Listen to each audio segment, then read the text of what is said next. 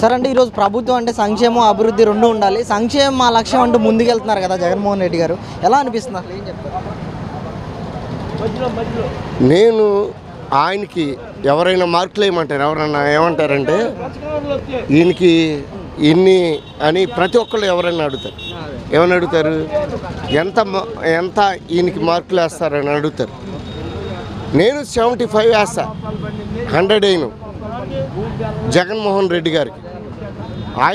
ఆయన చెప్పిన చేశారు, నేను కాదన్ను. కానీ లోటుపాట్లు అనేవి బొచ్చడని ఉంటాయి. లోటుపాట్లు అనేవి బొచ్చడు. ఇప్పుడు అవన్నీ ఎవడో తీర్చలేడు. ఇప్పుడు సెంట్రల్ గవర్నమెంట్ గ్యాస్ పెరిగింది, ఆయన సమస్య లేదు, నాది లేదు అంటాడు. ఆపో, నాది లేదంటాడు. ఏమండి, నూనెది, కూరగాయలు పిచ్చిది అన్నీ మనం రోజు తినే అన్నీ పెరిగిపోయినాయి. మా సంబంధం లేదంటే ఎట్లా? ఏమండి, సారీ, నిత్యావసర సరుకులు అండి, 5 రూపాయలు, 4 రూపాయలు, 3 రూపాయలు టీ ఇస్తాం పర్సెంటేజ్. నేను నిత్యావసర సరుకు గురించి మాట్లాడా, సెంట్రల్ గవర్నమెంట్ ఇచ్చే గ్యాస్ గురించి మాట్లాడుతున్నా. జగన్మోహన్ రెడ్డి గారు అన్నీ చేశారు. అయినప్పటికీ లోపాలు ఉన్నాయి. లోపం లేదు అని చెప్పడానికి వీల్లేదు. ఏమండి, మీరు ఎవరైనా మేమందరం 100% కరెక్ట్ అంటే కుదరదు. మేము 100% అంటే అది కాదు. మనుషులు ఎన్నో ఉన్నాయి. ఏమో ముందగడు ఒకటి చెప్తాడు, లేకపోతే ఇంకోటి చెప్తాడు, లేకపోతే ఇంకోటి. అలాగా అసలు మామూలుగా కుటుంబీకుల్లో ఒక భార్యాభర్తల కుటుంబంలో ఒక తినే దగ్గర నుంచి మనం మొదలు పెట్టుకుంటే మనకు అవసరమయ్యే వాటిలోనే ఎక్కువ రేట్లు పెరిగినాయండి. ఆ ఒక్క విషయం నేను మాట్లాడుతున్నానండి. అది జగన్మోహన్ రెడ్డి గారు చేస్తే ఈసారి గెలుస్తారు, లేకపోతే లేదండి. అది మటుకు వాస్తవం. చంద్రబాబు గారు గెలుస్తారా, ఇంకోళ్ళు అవన్నీ కాదు. మీరు ప్రశ్న అడుగుతారా? చెప్పండి, మీరు చెప్పండి. నేను చెప్తుంది ఏంటంటే లోపం లేదు నాలో అనేది. నేను లోపం చెప్తా, మీరు అడగని కావాలంటే ప్రశ్న అడగండి, నేను జవాబు చెప్తా.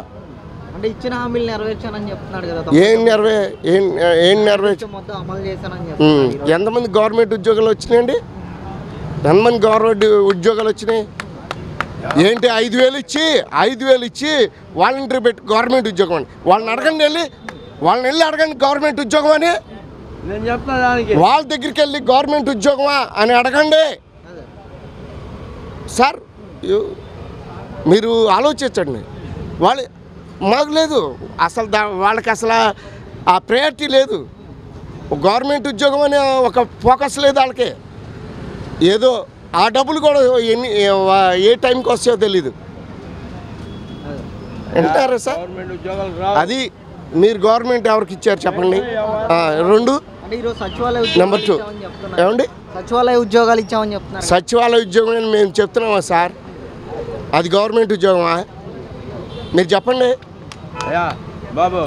అది గవర్నమెంట్ ఉద్యోగం చెప్పండి సార్. అది గవర్నమెంట్ ఉద్యోగమా చెప్పండి సార్. కాదండి, నేను చెప్తుంది నేను చెప్తుంది గవర్నమెంట్ ఉద్యోగం గురించే. అది గవర్నమెంట్ ఒకసారి చెప్పించండి, ఒక వాలంటీర్ పిలిపించండి, మీ ఎదురు నిలబెట్టించి ఇదే లైవ్లో పెట్టించండి. గవర్నమెంట్ ఉద్యోగమా? వాళ్ళు చెప్తే నేను మీకు నమస్కారం పెడతాను.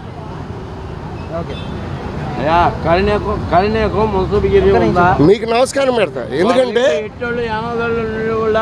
గవర్నమెంట్ ఉద్యోగం అంటే వాళ్ళు హ్యాపీగా బతికేస్తారు. ఏమన్నా 5,000 ఇచ్చేవాళ్ళు ఏడుతున్నారండి. వాళ్ళు జీతాలు రాక ఏడుతున్నారు. మీరు ఇంకేం కావాలని చెప్పండి. మరి ఎలా ఉంటుంది సార్ ఈసారి ఎన్నికలు అనేవి? నెల రోజుల్లో రాబోతున్నాయి, 3 పార్టీలు కలిసి వస్తున్నాయి కదా. ఒకటండి, జగన్మోహన్ రెడ్డి గారు పైన దేవుడు ఉన్నాడు, కింద మనుషులు ఉన్నారు.